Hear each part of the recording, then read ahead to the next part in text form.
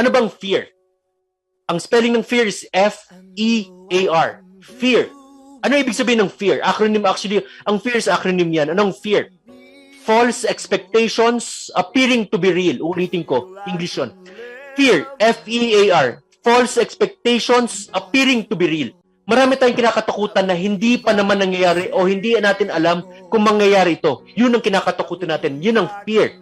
False expectations appearing to be real. Anong opposite ng fear? Faith. F-A-I-T-H. Faith, pananampalataya, pananalig. They activated their faith. Naniwala sila na through this business, lalago tayo, marami tayong matutulungan. Instead, the fear ang manguno sa kanila. Pinangunahan sila ng faith, ng pananalig, ng pananampalataya nila. Paraho namang hindi nangyayari pa ang faith and fear.